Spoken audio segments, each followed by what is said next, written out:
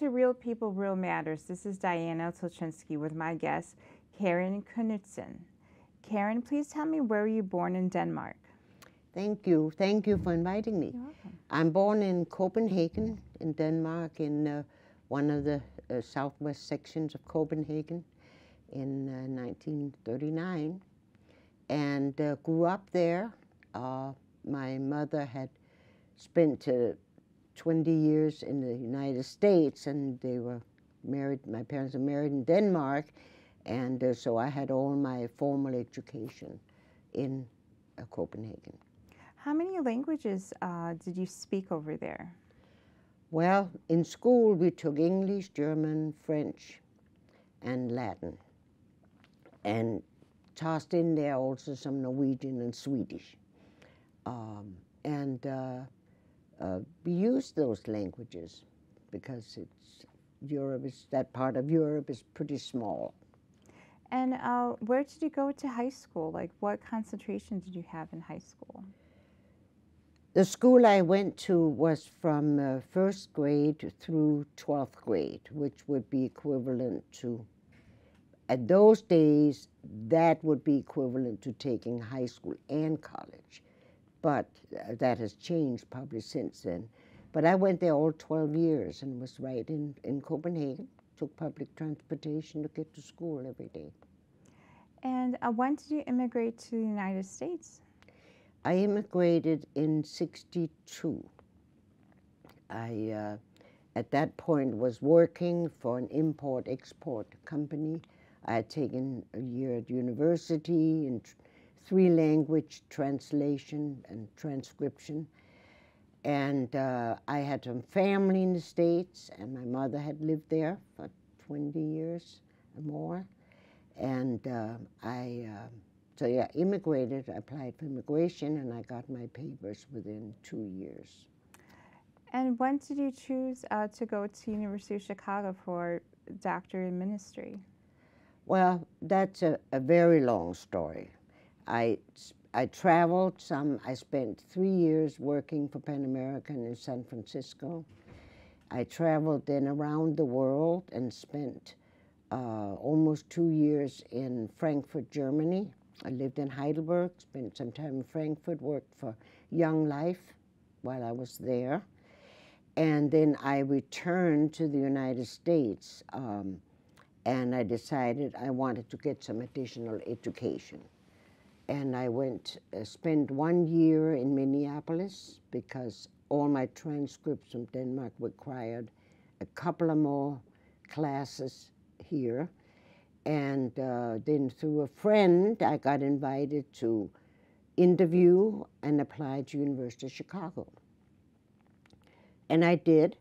I flew down to University of Chicago, met with the dean at the Divinity School. I had taken my bachelor's in sociology. And I went to, and he said, well, it's great. We have this new experimental program, and we'd like some women in it. And there were apparently 2 that had applied, and me, and I got accepted. But I was the only one that showed up when classes started. So I was the only girl in a class of 64. How difficult was breaking that, female stereotype in a Lutheran America? Well, I think one of the things that I noticed the most was that in Denmark, where I grew up, when young people got together, they didn't separate between the guys and the gals. They were always all together, so there was no discrimination. You had a friend, you had a male friend, you had girlfriends, it didn't matter. And when we started getting together in our classmates, the guys were always in one room discussing, theology. And then there was not that many. There were a couple of wives, not more than 2 or 3 in the beginning. And they were separate. And I was kind of tossed in between because I was closer to the guys that I was in class with than I was to their families. Were your parents receptive to the idea of you going to theology and being a Oh yeah, minister? yeah, they were very, very supportive. Um, they would have been happy with anything I choose to do, but they were supportive of me immigrating, and they were supportive of me working, and they were supportive of me and very proud of me going back to school. And since my parents met in Chicago, they were very happy that I was in Chicago. Please tell me after graduation, where did you go? Where was your location? Yeah, I graduated in 72, and I was ordained in 72 with a doctorate in ministry. That was Mm-hmm. the experimental programs. The University of Chicago, I believe, was the first university to adapt that program and take that in, and it was very good. Um, I was called to serve as, in those days called assistant pastor in Homewood, Illinois.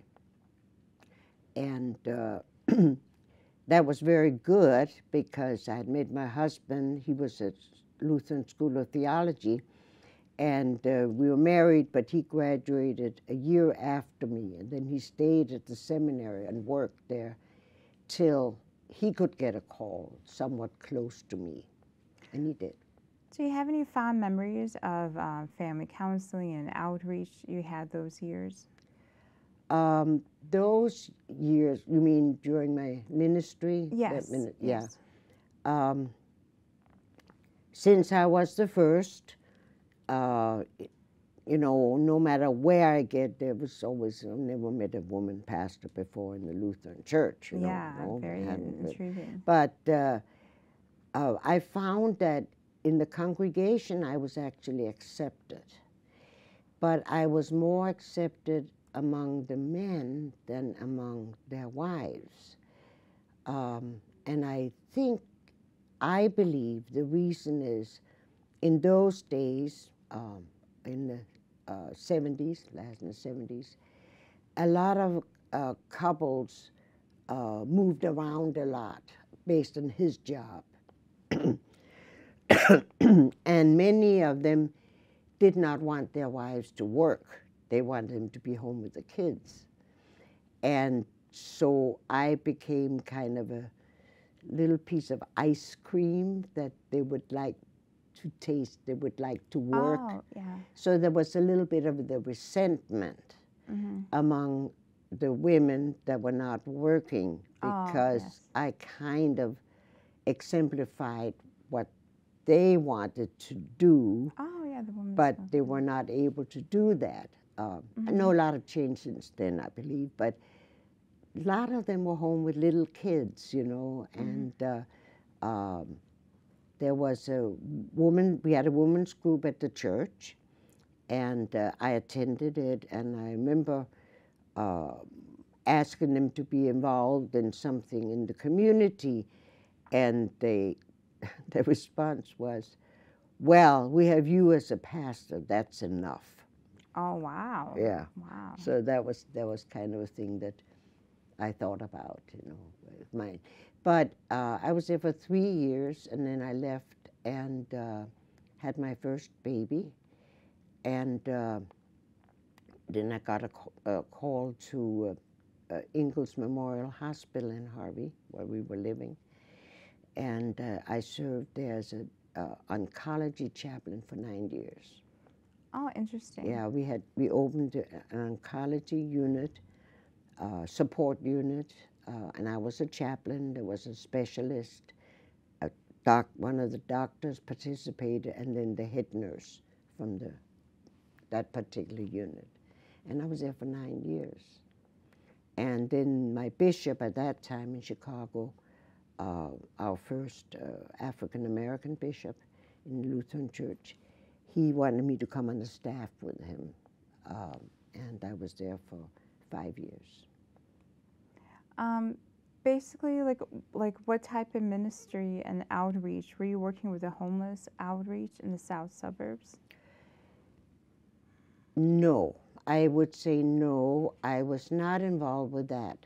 I basically worked with the the congregation. I was Mm-hmm. also secretary of the conference in that Oh, area. okay. And I started a grief support group through the hospital, and then we moved around to different places, and I worked with that for almost the entire time I was at Ingalls Hospital as a chaplain. And on Sundays, I filled in many churches, preached in churches around the area, and most of those around. And then when I worked for the bishop, I covered this whole south side of Chicago and the west side of Chicago. I had, I don't know, 120 some congregations at that time that I dealt with. So I did not have much time left to do anything outside. Oh, okay. I mean, we did. I participated in the community of Homewood, and I with the other pastors. I participated in the Pope affair burials. That the Presbyterian minister was very active in doing that, and I participated with him and took an interest in that. And later on, I worked with that, with the Pope funerals out in Elgin, where I served at church. I served, I think it was 8 interim churches Wow. as Interesting. full-time, but until they got another pastor. So they were short terms.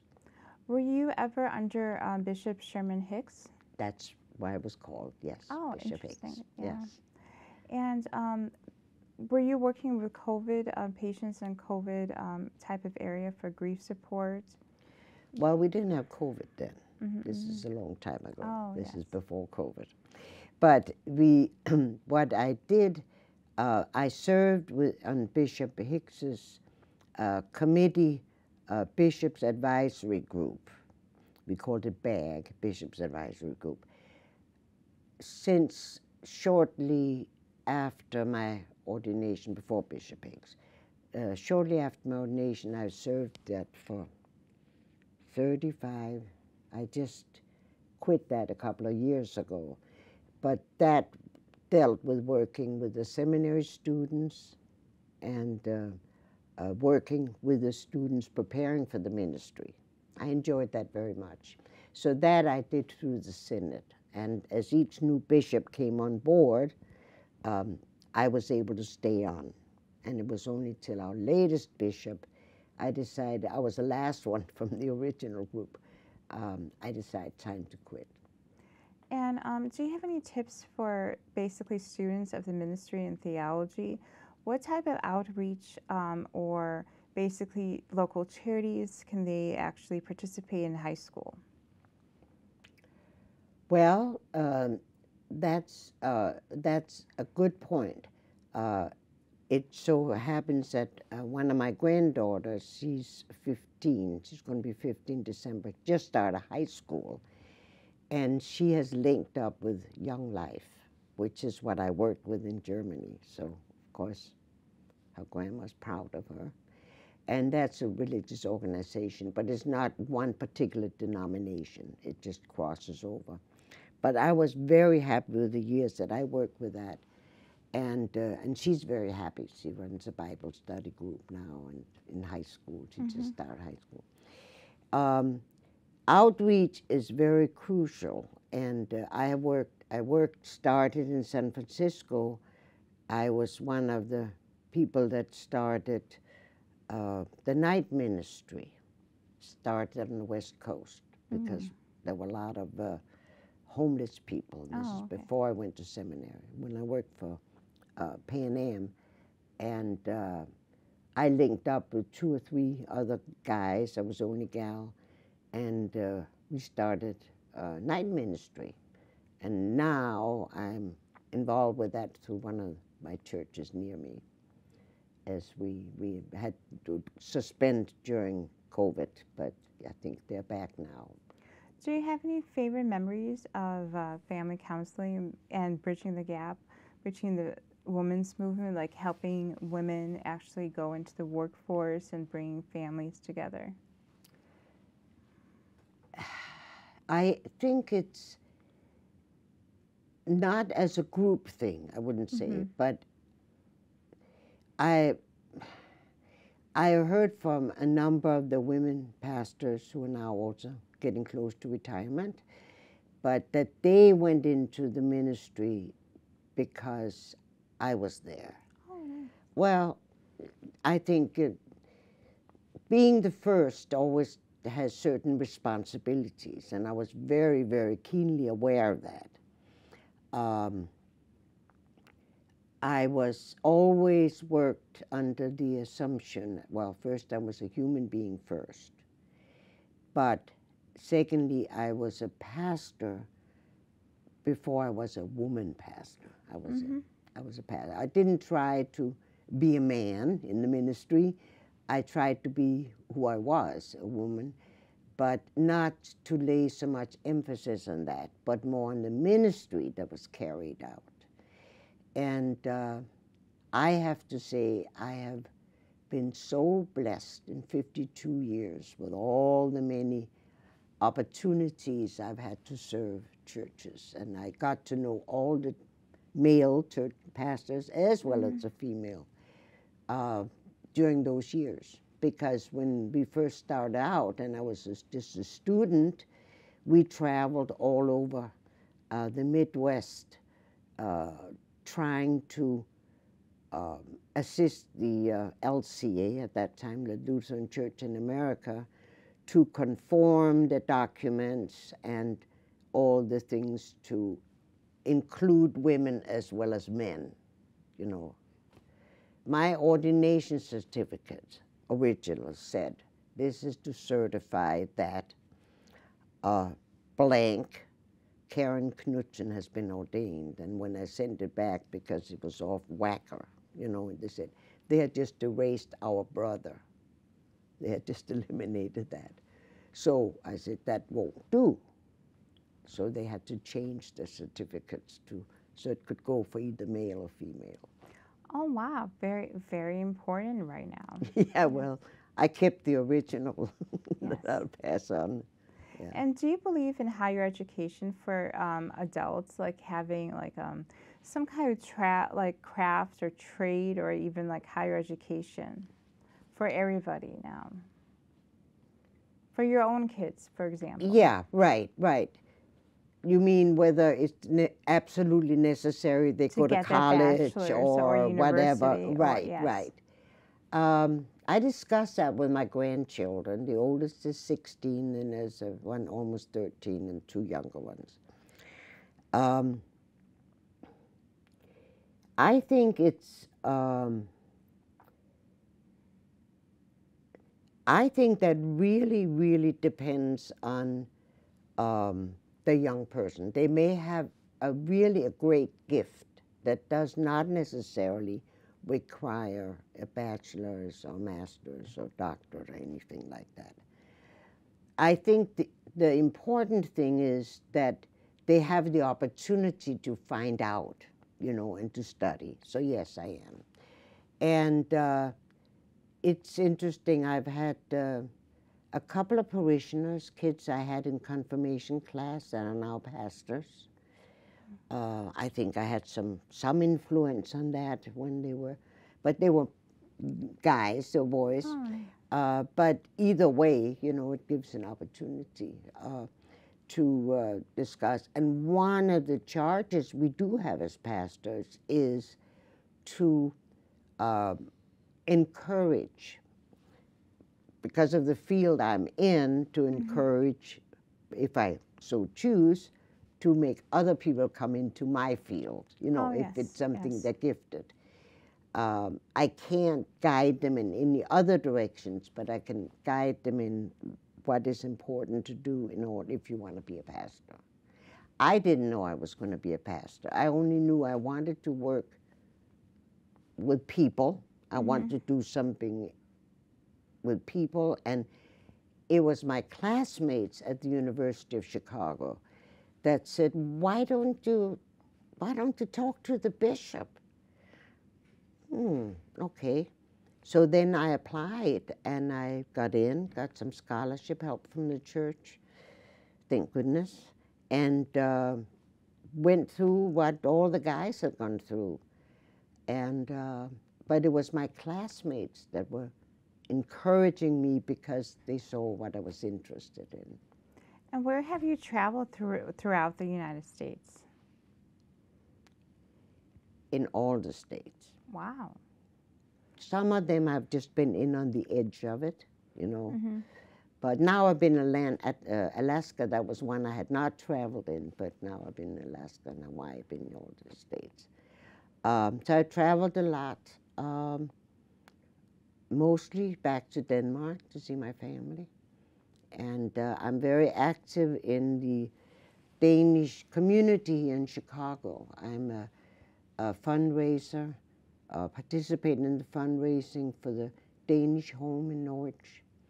And I'm active there with the residents and travel with them when they make trips, and both to Denmark and around the States. And when did you move to Glenview area? My husband died in 13, and I moved up here a year later in a home that we had inherited from his parents. Oh, nice. And I was the only one to take it over, so that's where I'm living.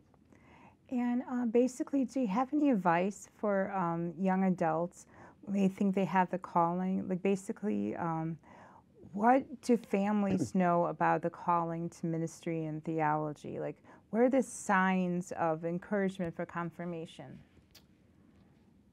That's a very good question.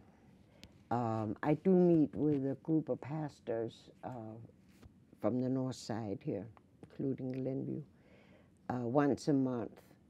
And I know they're all very active in community involvement and with the COVID and Ukrainian, Hungarian people coming in and all of that. I can't do a lot of that because I've got 2 churches I cover. But I have not actually asked any of them yet. That's probably a good question next time we meet. If any of them are encouraging young men and women to go into the ministry. I did that with the kids in my church, and there were 2 there, twins. One became a minister, and one in my later congregation, one of my last congregations, and he's a pastor.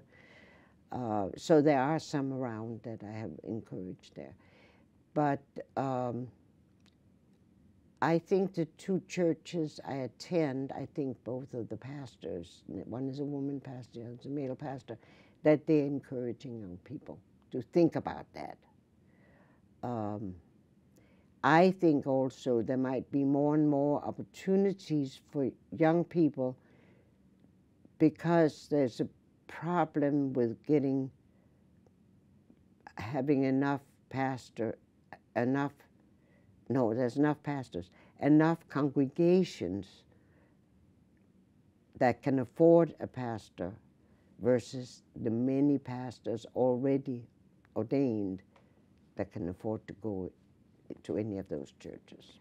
And what is the percentage of females now? Like, is that like rising in the United States? I think it's probably right around half and half. Wow, so you really broke that barrier of like that ceiling. Yeah, it's. I would say I don't know the exact statistics. I didn't think about that lately, but I know that it has been up there. I've attended annually women's gathering. I started the first one in Chicago after I've been the pastor 5 years, and there were 9 of us throughout the country. But that was after I'd been pastor 5 years. Then there met 10, 15, 20, and I don't think they meet anymore. Oh, good. You know, Yes. it's not necessary anymore. Yes. And how do you like living in this area, being a Glenview resident? I like it. I like it for a number of reasons. I've been here now, I've been here 10 years, yeah. I have to admit, it's very different from being on the south side where I lived 40 years. And I'm still a kind of a South Sider, but I've been transplanted to Glenview. And I find it really nice here. I like it. And especially living by myself, it's a lot better to live here than it is to, at this time, living on the South Side. And do you ever do any like philanthropy for Young Life here, or like, can you tell me about the organization Young Life? I had not contacted anybody with that, and in fact, when my granddaughter told me, and what she explained to be her group, I said, that sounds like Young Life. She said, yeah. I said, wow. I didn't actually know, and I had not sorted out. That's a big job, and it works with high school youth. Mm-hmm. I tried to get my oldest son into the group that followed in college, but he did not get involved with that.